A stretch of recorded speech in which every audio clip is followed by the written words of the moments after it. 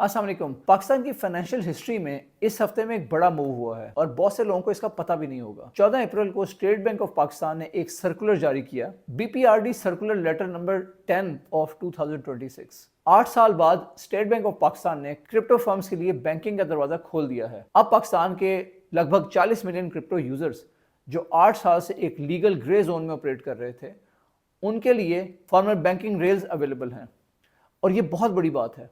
लेकिन असल सवाल ये है, इसका आपके पैसे पर क्या असर पड़ेगा? क्या अब आपको क्रिप्टो में इन्वेस्ट करना चाहिए? अगर हाँ तो कितना, और अगर नहीं तो क्यों नहीं? आज हम इसको डिटेल में कवर करेंगे। न्यूज़ एग्जैक्टली क्या है, पीछे 8 साल के चैलेंजेस क्या थे और इसका प्रैक्टिकली अब क्या मतलब है, क्रिप्टो अभी भी क्यों रिस्की है, पोर्टफोलियो में इसे कितनी जगह देनी चाहिए और किन लोगों को क्रिप्टो बिल्कुल टच नहीं करनी चाहिए। और हमेशा की तरह ये मेरी अपनी ओपिनियन है, फाइनेंशियल एडवाइस नहीं। क्रिप्टो एक हाई रिस्क एसेट है, अपने एडवाइजर से जरूर मशवरा करें। पहले एग्जैक्टली ये समझने की हुआ क्या है। 14 अप्रैल 2026 को स्टेट बैंक ऑफ पाकिस्तान ने BPRD circular letter number 10 of 2026 issue किया। इस सर्कुलर ने 2018 का वो डायरेक्टिव रिप्लेस कर दिया जिसने पिछले 8 सालों से क्रिप्टो फर्म्स पाकिस्तान के बैंकिंग सिस्टम से बाहर रखा हुआ था। अब क्या तब्दीली हुई? Pakistan virtual assets regulatory authority यानी पिवारा के licensed virtual asset service providers, exchanges, custody firms, wallet providers अब स्टेट बैंक रेगुलेटेड बैंक्स में अकाउंट्स खोल सकते हैं। लेकिन ये बात बिल्कुल क्लियर करनी जरूरी है क्योंकि हेडलाइंस थोड़ी मिसलीडिंग है। बैंक्स खुद क्रिप्टो बाय, सेल या होल्ड नहीं कर सकते। आप अपने बैंक से जाकर क्रिप्टो नहीं खरीद सकते। ये सर्कुलर सिर्फ लाइसेंस क्रिप्टो बिजनेसेस के लिए बैंकिंग इंफ्रास्ट्रक्चर को खोल रहा है ताकि उनके क्लाइंट्स सीधा अपने बैंक अकाउंट से इन प्लेटफॉर्म पे पैसा भेज और रिसीव कर सकें, बजाय इसके कि वो पीयर टू पीयर व्हाट्सएप में चल रही ग्रे मार्केट पर रिलायंस करते थे। इसकी स्ट्रिक्ट कंडीशंस भी हैं। बैंक को पिवारा से लाइसेंस वेरीफाई करना होगा बिफोर ऑनबोर्डिंग एनी वीएएसपी। अलग से क्लाइंट मनी अकाउंट्स यानी सीएमएस खुलेंगी। ये सिर्फ पाकिस्तान रुपीज में होंगी, इंटरेस्ट फ्री होंगी, सिर्फ ऑथराइज्ड ट्रांजैक्शंस के लिए। कैश डिपॉजिट्स और कैश विड्रॉल्स इन अकाउंट्स में अलाउड नहीं है। क्लाइंट्स का पैसा और वीएसपी का अपना पैसा मिक्स नहीं हो सकता। स्ट्रिक्ट सेग्रीगेशन है और ये एफटीएक्स टाइप स्कैंडल्स रोकने के लिए है। और ये सीएमए अकाउंट्स कोलैटरल या सिक्योरिटी के लिए यूज नहीं हो सकते। पिवारा के चेयरमैन बिलाल बिन साकिब ने कहा है, 8 साल से पाकिस्तान के वर्चुअल एसेट सेक्टर में एक्टिविटी थी लेकिन लॉफुल बैंकिंग रेज नहीं थी। ये अब बदल रहा है और उन्होंने इसे फाउंडेशनल स्टेप कहा और ये पहला बुनियादी कदम है और इसके बाद बहुत सारी और इंप्रूवमेंट्स भी आएंगी। अब जरा कॉन्टेक्स्ट समझें कि पिछले 8 साल में क्या होता रहा है क्रिप्टो में। पाकिस्तान की जो क्रिप्टो मार्केट है कोई छोटी मार्केट नहीं है। ऑफिशियल एस्टिमेट्स के मुताबिक पाकिस्तान में 40 मिलियन क्रिप्टो यूजर्स हैं, यानी आबादी का तकरीबन 17%। ये नंबर जर्मनी और जापान से भी बड़ा है रिटेल पार्टिसिपेशन के हिसाब से। एनुअल ट्रेडिंग वॉल्यूम्स $300 बिलियन से ऊपर बताए जाते हैं। तो ये 40 मिलियन लोग पिछले 8 साल से क्या कर रहे थे? ग्रे जोन में ऑपरेट कर रहे थे। 2018 में स्टेट बैंक ऑफ पाकिस्तान ने बीपीआरडी सर्कुलर नंबर 3 ऑफ 2018 जारी किया। बैंक्स को क्रिप्टो फर्म्स के साथ डीलिंग से मना कर दिया। वजह थी मनी लॉन्ड्रिंग, फ्रॉड और टेरर फाइनेंसिंग के कंसर्न्स। लेकिन यूजर्स ने ट्रेडिंग नहीं छोड़ी और उन्होंने रास्ते निकाल लिए। Peer to peer WhatsApp group, hawala style transfers, foreign accounts, even Binance के थ्रू भी आप यूएसडीटी बाय करके तो उसके एवज अपने पैसे अकाउंट में भेज सकते हैं। लेकिन इसमें बहुत सारे लोगों के साथ स्कैम्स भी होते आ रहे थे। बैंक से एक्सचेंज तक पैसा भेजना बिल्कुल इम्पॉसिबल था। कोई प्रॉपर कंज्यूमर प्रोटेक्शन नहीं थी। स्कैम हो जाए तो लीगल सहारा कोई नहीं था। टैक्स फ्रेमवर्क क्लियर नहीं था और स्टेट बैंक को भी कोई विजिबिलिटी नहीं थी कि ये $300 बिलियन की जो मार्केट है असल में क्या कर रही है। सो टाइमलाइन कैसे बदली? अर्ली 2025 में पाकिस्तान क्रिप्टो काउंसिल बनाएगी। बिलाल बिन साकिब को उसका सीईओ बनाया गया। जुलाई 2025 में वर्चुअल एसेट्स ऑर्डिनेंस आया। ये प्रेसिडेंशियल ऑर्डिनेंस था टेम्परेरी बेसिस पे। इसी ऑर्डिनेंस के अंडर पिवारा एस्टैब्लिश हुई। सितंबर 2025 में पिवारा ने ग्लोबल क्रिप्टो फर्म्स को इनवाइट किया लाइसेंसिंग अप्लाई करने के लिए। रिक्वायरमेंट स्ट्रिक्ट थी। एप्लीकेंट्स को यूएस, ईयू या सिंगापुर जैसे मेजर जुरिस्डिक्शन में पहले से रिकग्नाइज होना चाहिए था। और फिर दिसंबर 2025 में 2 बड़ी डेवलपमेंट्स हुई। एचटीएक्स और बाइनेंस दोनों को प्रिलिमिनरी नो ऑब्जेक्शन सर्टिफिकेट्स मिल गया पिवारा से और पाकिस्तान और बाइनेंस के दरमियान एक एमओयू साइन हुआ। $2 बिलियन तक के बॉन्ड्स, ट्रेजरी बिल और कमोडिटी रिजर्व्स की टोकनाइजेशन एक्सप्लोर करने के लिए। मार्च 2025 में पार्लियामेंट ने वर्चुअल एसेट्स एक्ट 2026 पास किया। इससे पिवारा एक टेम्पररी ऑर्डिनेंस बॉडी से परमानेंट स्टैट्यूटरी अथॉरिटी बन गई। इस एक्ट में एक इंपॉर्टेंट क्लॉज है, अनलाइसेंस्ड क्रिप्टो ऑपरेशंस पे 5 करोड़ रुपए तक जुर्माना और 5 साल तक कैद की सजा भी हो सकती है। और अब 14 अप्रैल 2026 बैंकिंग रेल्स ओपन कर दी गई हैं। मतलब सिर्फ 7-8 महीने में पाकिस्तान ने एक कंप्लीट रेगुलेटरी फ्रेमवर्क बिल्ड कर लिया है। ये स्पीड डेवलपिंग इकोनॉमीज में रेयर है। सो अब समझते हैं कि ये जो सर्कुलर है ये क्या अनलॉक करता है और क्या नहीं करता, क्योंकि दोनों बातें इक्वली इंपॉर्टेंट हैं। क्या अनलॉक हुआ?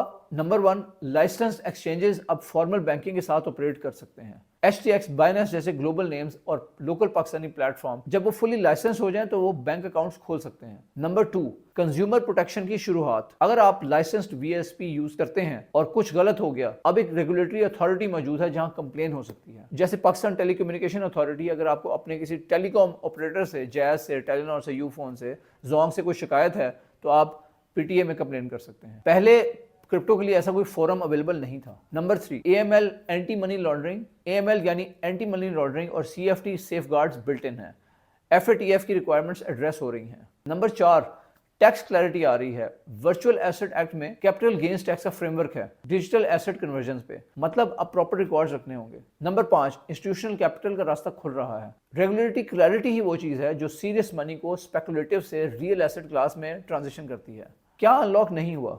नंबर 1, बैंक्स खुद क्रिप्टो नहीं रख सकते। ये बात दोबारा समझिए, आप अपने बैंक की ऐप से बिटकॉइन नहीं खरीदेंगे। नंबर 2, रिटेल एक्सेस अभी भी फुली ऑपरेशनल नहीं है। HTX और बाइनेंस को प्रिलिमिनरी NOCs यानी नो ऑब्जेक्शन सर्टिफिकेट्स मिले हैं, फुल ऑपरेशनल लाइसेंस नहीं। वो अभी AML रजिस्ट्रेशन और लाइसेंस प्रोसेस कंप्लीट कर रहे हैं। मतलब ये जो सर्कुलर है इसने दरवाजा खोल दिया है, लेकिन ट्रैफिक अभी चलना शुरू नहीं हुई। नंबर 3, शरिया का सवाल अलग टॉपिक है। पिवारा लाइसेंसिंग में एक शरिया कमेटी का रोल है, ये अच्छी बात है। इसके ऊपर उलमा के दरमियान इख्तलाफ मौजूद है। हर टोकन, हर कॉइन ऑटोमेटिकली हलाल डिक्लेयर नहीं हो जाता इस सर्कुलर की वजह से। नंबर 4, ग्रे मार्केट पे प्रेशर बढ़ गया है। अनलाइसेंस्ड ऑपरेशंस, वो WhatsApp P2P groups, unregistered brokers, उनके लिए अब सीरियस लीगल रिस्क है। 5 करोड़ तक का फाइन और 5 साल तक की जेल। नंबर 5, वोलेटिलिटी वही है। बिटकॉइन के जो डेली प्राइस स्विंग्स होते हैं उसको कम नहीं किया। ये एसेट अभी भी उसी तरह वोलेटाइल है जितना पहले था। अब मैं आपसे बिल्कुल ईमानदारी से बात करूंगा, रेगुलेटरी क्लैरिटी अच्छी है, लेकिन ये बात समझें, रेगुलेटरी क्लैरिटी का मतलब रिस्क फ्री नहीं होता। क्रिप्टो 2026 में भी एक high risk speculative asset class है। ये मैं अपने कंटेंट में हमेशा कहता आया हूँ और आज भी कह रहा हूँ। Risk number 1, volatility. बिटकॉइन की इस वक्त प्राइस तकरीबन $74,000 से $75,000 है। कुछ महीने पहले जनवरी 2026 में ये $87,000 पर था, यानी शॉर्ट पीरियड में तकरीबन 15% नीचे आया है। 2022 में बिटकॉइन 65% नीचे गिरा था। और इसका मतलब समझें, अगर आपका PSX 30% गिर जाए तो हम इसे क्रैश कहते हैं, नेशनल न्यूज़ बनती हैं, पैनिक हो जाते हैं। क्रिप्टो में 30% गिर जाना एक एवरेज बुरा महीना है। 10% डेली मूव्स नॉर्मल है। क्या ये आपका स्टमक हैंडल कर सकता है? अगर नहीं तो लोकेशन बहुत छोटी रखें या बिल्कुल अवॉइड करें। अब देखते हैं कि ये किन लोगों के लिए है और अब इसका जायजा लेते हैं कि ये किन लोगों के लिए नहीं है। क्लियर बाउंड्रीज, अगर आप इस लिस्ट में आते हैं, क्रिप्टो को बिल्कुल अवॉइड करें, क्योंकि ये कमजोरी नहीं है बल्कि ये स्मार्ट डिसीजन है। नंबर 1, जिनके पास इमरजेंसी फंड ही नहीं है, पहले 3 से 6 महीने के एक्सपेंसेस सेफ जगह रखें, savings account, money market fund, उसके बाद स्पेकुलेटिव एसेट्स की बात करें। अगर आपकी गाड़ी खराब हो जाए और आपको क्रिप्टो सेल करनी पड़े मार्केट क्रैश में, तो ये एक हार्मफुल ट्रैप है। नंबर 2, जो लोग लोन लेकर इन्वेस्ट करने का सोच रहे हैं, बिल्कुल नहीं। क्रिप्टो की वॉलेटिलिटी और फिक्स लोन कॉस्ट एक डेंजरस कॉम्बिनेशन है। आप इंटरेस्ट खा खा कर जीरो हो जाएंगे। घर का लोन लेकर बिटकॉइन खरीदना फाइनेंशियल सुसाइड है। ये मैं सीरियस मोड में कह रहा हूं। नंबर 3, वो लोग जो रिटायर हो चुके हैं या रिटायर होने वाले हैं, आपके पास टाइम होराइजन नहीं है बाउंस बैक के लिए। क्रिप्टो रिकवरी में कई साल ले सकती है। आपके पैसे की प्रिजर्वेशन ज्यादा जरूरी है आपकी रिटायरमेंट के लिए। नंबर 4, जिन्हें टेक्नोलॉजी समझ नहीं आती, अगर आप wallet, private keys, exchange, hot wallet versus cold wallet का फर्क नहीं जानते, फिर अभी रुकें, पहले ये चीजें सीखें, फिर डिसाइड करें, क्योंकि पैसा बिना समझे लगाना ये रेसिपी फॉर डिजास्टर है। नंबर 5, इमोशनल यानी जज्बाती इन्वेस्टर। PSX के 5% गिर जाने पे आपकी नींद हराम हो जाती है। क्रिप्टो आपके लिए नहीं है।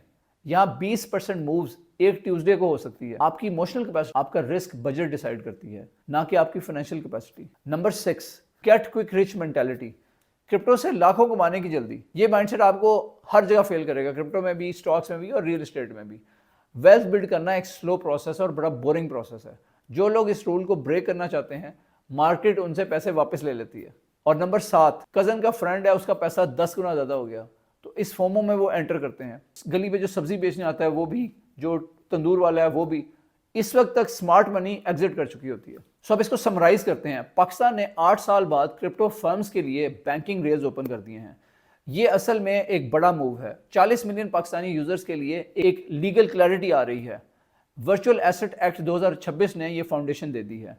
पिवारा रेगुलेटर है और अब स्टेट बैंक ऑफ पाकिस्तान ने बैंकिंग भी इनेबल कर दी है। लेकिन रेगुलेटरी क्लैरिटी का मतलब ये नहीं है कि क्रिप्टो अब सेफ एसेट है।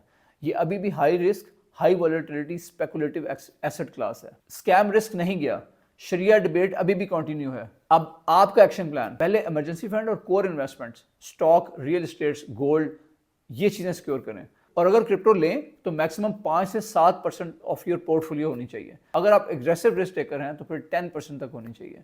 रिटायरीज के लिए 0 होनी चाहिए। सिप अप्रोच यूज करें, लमसम नहीं। 80% बिटकॉइन और इथेरियम में स्टार्ट करें। लाइसेंस एक्सचेंजेस के फुली ऑपरेशन होने का वेट करें। टैक्स रिकॉर्ड्स मेंटेन करें। सिक्योरिटी को सीरियसली लें। लोन पे कभी भी इन्वेस्ट ना करें। अब मेरा पर्सनल टेक क्या है ताकि आपको ट्रांसपेरेंसी मिले। मैं एक्टिवली PSX में इन्वेस्ट करता हूं। मैंने आपको बताया था कि मैंने मिजान बैंक, लकी, मार्डी सिस्टम्स, ये कोर कंपाउंडर रखे हुए हैं। इसके अलावा जो US स्टॉक्स हैं उनमें भी मैं कुछ अच्छे स्टॉक्स में इन्वेस्ट करता हूं। रियल एस्टेट तख्लीक के थ्रू एक्टिवली डेवलप कर रहा हूं। डायरेक्ट एक्सपोजर कम रखा हुआ है, लेकिन अब फ्रेमवर्क डेवलप हो रहा है।